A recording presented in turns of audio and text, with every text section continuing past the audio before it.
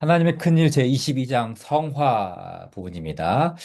이전 장에서 우리는 칭의에 대한 성경적 시각을 확인했습니다. 칭의는 그리스도의 의를 힘입어 죄인이 하나님 앞에서 무죄 선언을 받는 법정적 사건입니다. 그러나 바빙크는 칭의만으로 구원의 전모를 다 담아낼 수 없다고 말합니다. 죄는 우리를 하나님 앞에서 죄책 있는 자로 만들 뿐 아니라 우리 존재 자체를 오염시키기 때문입니다.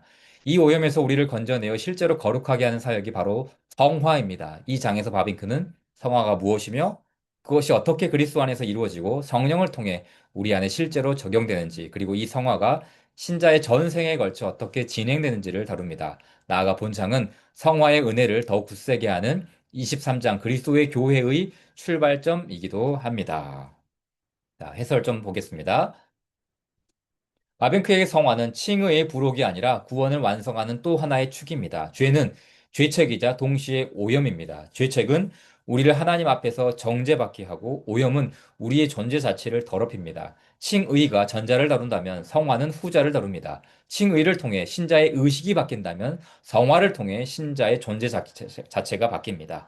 그리스도는 이 성화의 근원이십니다. 나면서부터 거룩하셨던 그분은 순종을 통해 그 거룩함을 완성하셨고, 이 완성된 거룩함이 성령을 통해 우리 안에 실제로 부어집니다. 로마 카톨릭이 말하는 주입된 은혜 자체에 바빙크는 반대하지 않습니다. 다만 그 은혜가 하나님 앞에서 의롭다 선언되는 근거 안으로 편입되는 것에는 단호히 반대합니다. 칭의와 성화를 혼동하면 그리스도의 완전한 의가 훼손되고 신자는 위로와 확신을 잃습니다.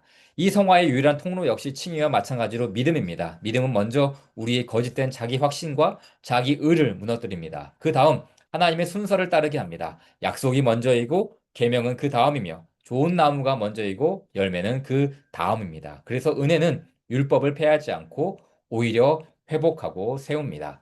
마비크는 이 지점에서 로마 카톨릭이 계명과 공고를 나누어 모든 신자에게 요구되는 도덕과 수도사 같은 일부에게만 허락된 더 높은 도덕을 구분하는 것을 거부합니다. 하나님은 우리 전부를 요구하시기에 계명 위에 더 얹을 수 있는 선택 사항이란 있을 수 없습니다. 이렇게 시작된 성화는 단번에 완성되지 않고 모든 생명이 그러하듯 태어나 자라나는 과정을 거칩니다. 믿음의 분량이 저마다 다르듯 신자들 사이에도 어린아이와 장성한 자, 강한 자와 약한 자의 차이가 있습니다. 이 자라감은 조용한 성장이 아니라 끊임없는 씨름입니다. 중생하지 않은 사람 안에도 씨름은 있지만 그것은 이성과 정욕 사이의 도덕적 씨름일 뿐입니다. 신자 안의 씨름은 이와 다릅니다. 옛사람과 새사람, 육신과 성령 사이의 영적 씨름입니다.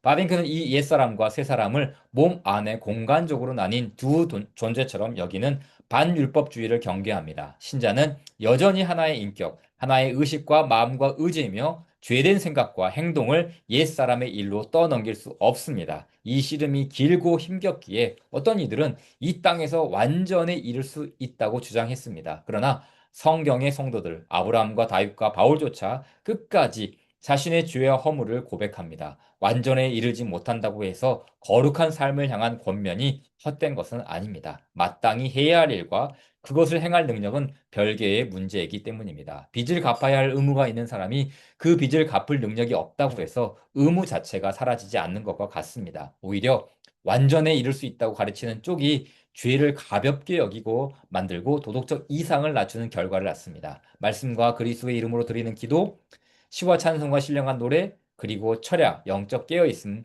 금식, 이 모두가 하나님이 정하신 성화의 수단입니다. 이 수단들을 통해 그리스도는 신자에게 주신 의와 거룩함을 실제로 적용하시고 이루어 가십니다. 그리고 이 긴 씨름을 끝까지 감당하게 하는 힘은 신자 자신의 의지가 아니라 창세전부터 택하신 성부와 자기 백성을 위해 지금도 중보하시는 성자와 구속의 날까지 인치시는 성령의 보존하심입니다. 완전에 이룰 수 있다는 주장과 은혜에 떨어질 수 있다는 주장은 사실 같은 뿌리에서 나옵니다. 둘 다 성화를 인간 자신의 의지와 노력의 성취로 여기기 때문입니다. 그러나 성도의 견인은 처음부터 끝까지 하나님 자신이 이루시는 일입니다.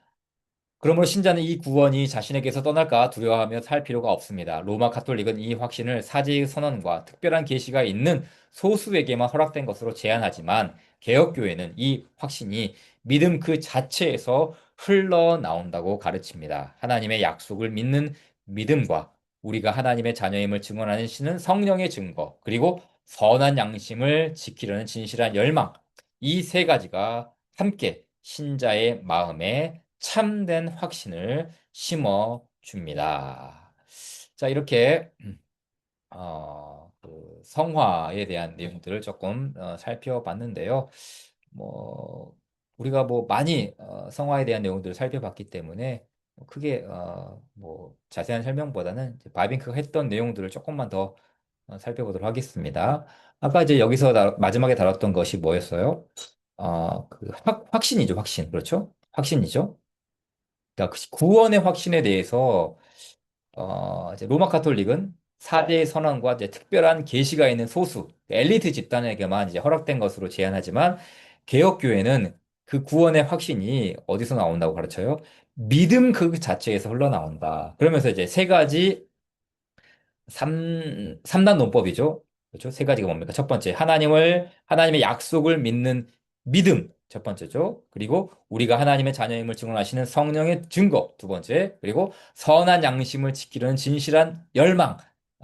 바로 이 세 가지가 함께 신자의 마음에 참된 확신을 심어준다라고 마지막으로 정리해 주었어요. 자, 핵심 문장입니다. 우리를 위하시는 그리스도께서 계신 것처럼 우리 안에도 그리스도께서 계신다. 또한 의인의 신분으로 변화되는 일이 있는 것처럼 하나님의 형상을 따라 새로워지는 일도 있다. 하나님과 우리의 관계가 변화되는 것만큼 우리의 도덕적 상태에도 변화가 있다. 자, 어떤 이야기를 하고 있죠? 칭의와 성화의 관계를 말씀하고 있죠. 우리를 위하시는 그리스도, 우리 밖에서 우리를 위해서 모든 일을 행하신 그리스도, 칭의죠. 그리고 우리 안에서 역사하시는 그리스도, 성화의 내용입니다. 그래서 의인의 신분으로 변화되는 일이 있는 것처럼 칭의죠. 하나님의 형상을 따라 새로워지는 일도 있다. 성화입니다. 하나님과 우리의 관계가 변화되는 것이죠. 칭의죠. 우리 도덕적 상태에도 변화가 있다. 성화입니다.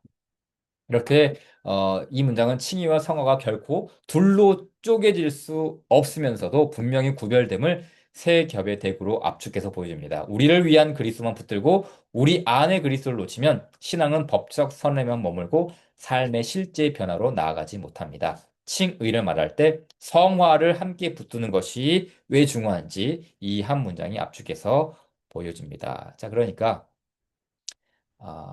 우리를 위하시는 그리스도, 우리 안에 계시는 그리스도, 두 분이 다 뭡니까? 이 두 가지가 다 뭡니까? 한 그리스도죠. 그죠? 한 분 그리스도입니다. 그러니까 칭의와 성화가 이렇게 따로따로 구분되지 않는 게 어디 근거하고 있는 거예요? 기독론입니다. 그리스도죠. 우리를 위한 그리스도, 우리 안에 계시는 그리스도, 우리 밖에서 역사하신 그리스도, 우리 안에서 역사하시는 그리스도. 이 그리스도께서 우리를 의롭게 하고 이 그리스도께서 우리를 성화시켜 나가는 것이죠. 그리스도께서는 모세를 넘어서는 새로운 율법 제정자가 아니셨다. 오히려 그분 자신의 삶과 죽음으로 율법을 친히 성취하셨고 그분의 영으로 말미암아 그분의 제자된 모든 사람도 율법을 성취하게 하신다. 그러니까 율법 폐기론자 혹은 이제 율법의 어떤 가치를 이제 폄하하는 그런 모든 것들을 차단하는 그 내용을 가르치고 있는 것이죠. 율법과 은혜를 대립시키는 신앙은 두 가지 방향으로 치우치기 쉽습니다. 하나는 율법을 두려운 감시자로 여겨 은혜의 자유를 빌미로 계명을 가볍게 여기는 것이고 다른 하나는 그리스도를 더 엄격한 새 율법을 가져온 분으로 여겨 신앙을 또 다른 종류의 의무 이행으로 만드는 것입니다. 신자가 계명을 지키려 했을 때 그것은 그리스도가 남기신 더 무거운 짐을 짊어지는 일이 아니라 그리스도께서 이미 완전히 이루신 순종의 힘을 성령을 통해 나누어 받아 살아가는 일입니다. 자, 칭의와 성화 조금 더 관계성을 좀 살펴봅시다. 자, 칭의는 죄책, 법정적 성격이라면 성화는 오염, 그렇죠. 우리를 상태적으로, 성향적으로, 경향성을 바꿔나가는, 그렇죠. 삶의 방향성을 바꿔나가는 일이죠. 그리고 칭의는 신자의 의식이 바뀐다면 성화는 신자의 존재 자체가 바뀌는 일입니다.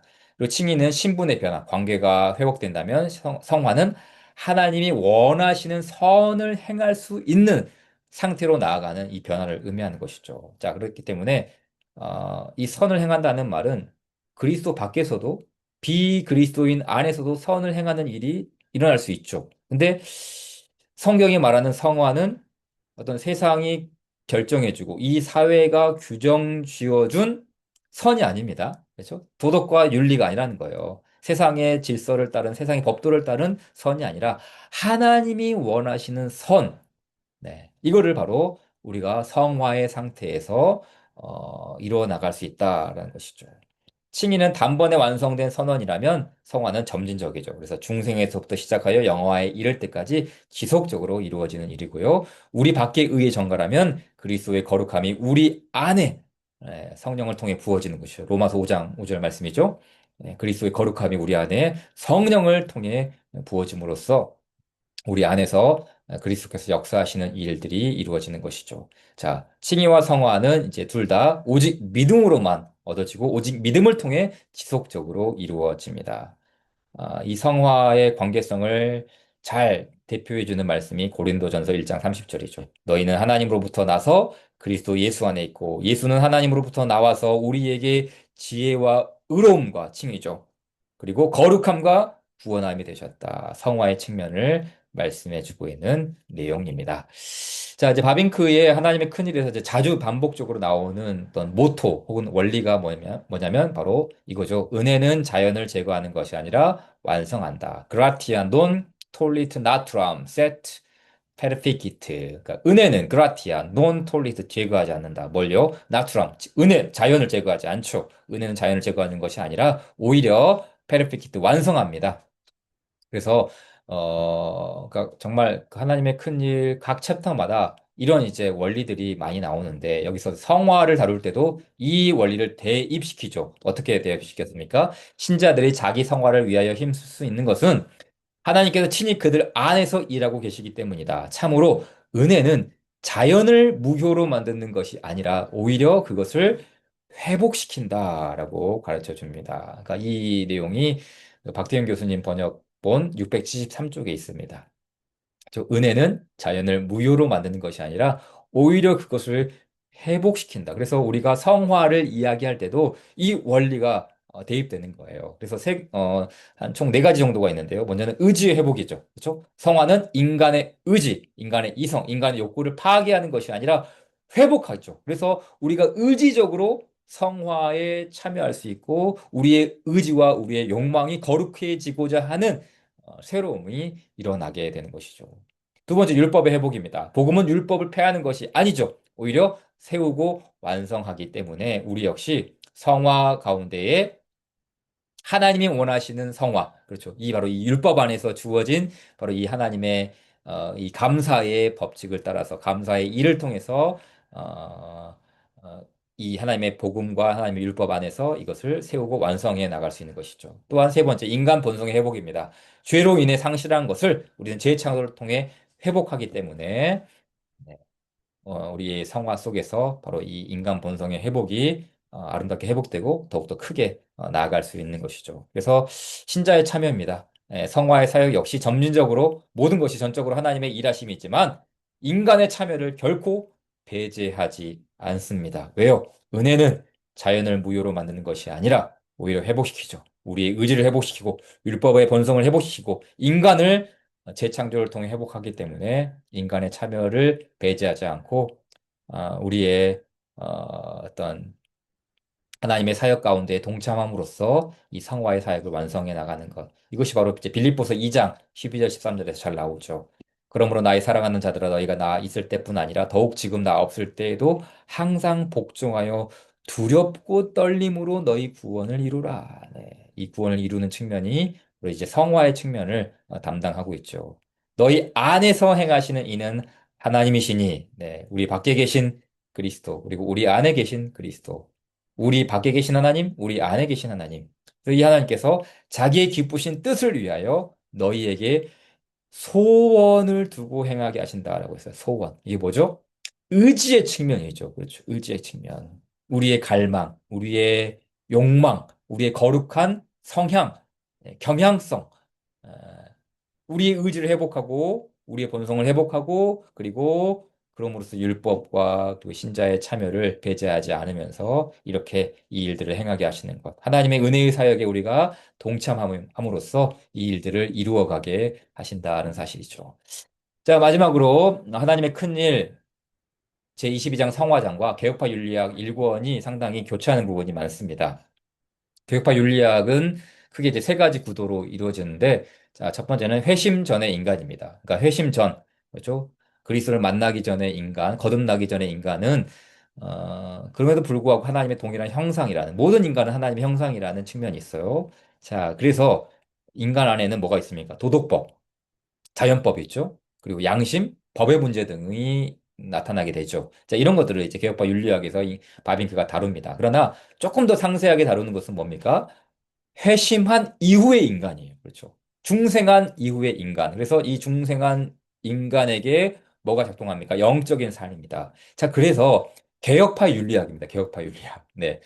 그냥 이 세상의 윤리학이 아니라 개혁주의 신앙을 따르는 윤리학이 있어서 그래서 이제 거듭난 사람이 어떠한 윤리적 삶을 살아가야 하는가라고 했을 때 회심한 인간이 영적인 삶과 성화와 견인 등을 이렇게 쭉 다루고요. 그리고 회심한 인간의 삶 속에는 십계명, 결혼, 가정, 국가, 사회, 교회 등 다양한 측면에서의 어떤 삶의 원리들이 드러나는 것이 이 개혁파 윤리학의 이제 구조입니다. 자, 여기서 개혁파 1권에서 많이 이제 교차되는 부분이 나옵니다. 특별히 이제 하나님의 큰일 22장은 성화이지 않습니까? 성화는 뭡니까?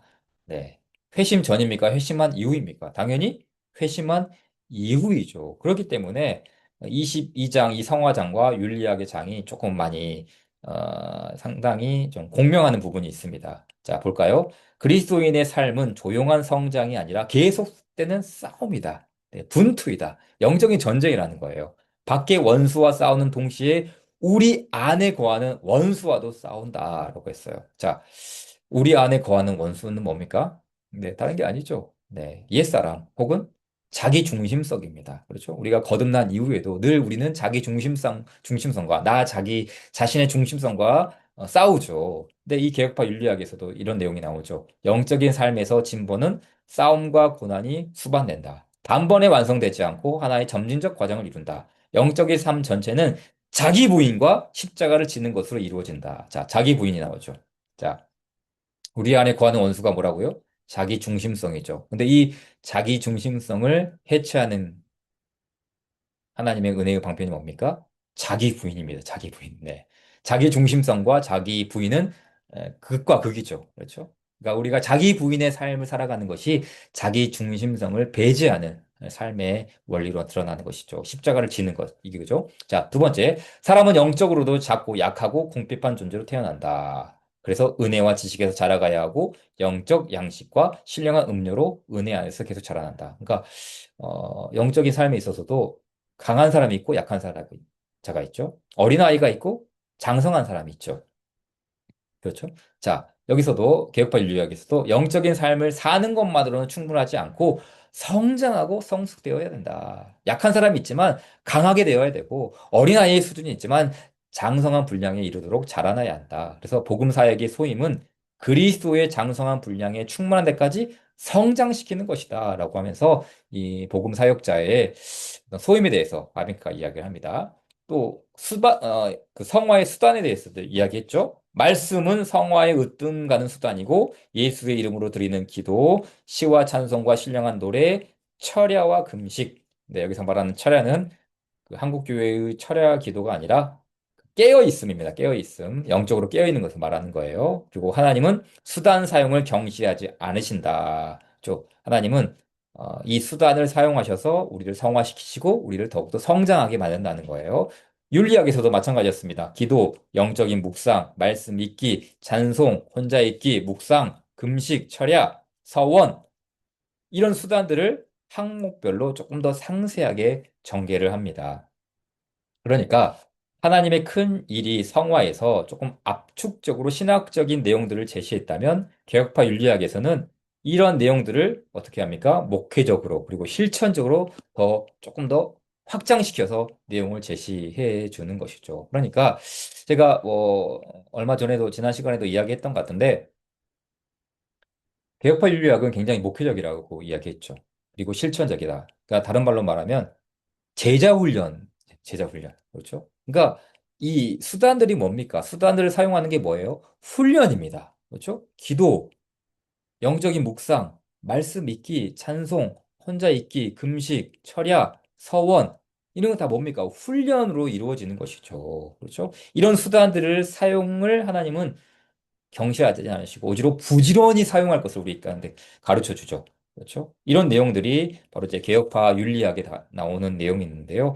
여러분들이 좀 관심이 있으시다면 좀 개혁파 윤리학도 이렇게 참 잘 읽어 나간다면 좋은 유익이 좀 될 것 같습니다. 네, 22장은 이 정도로 해서 마치도록 하겠습니다.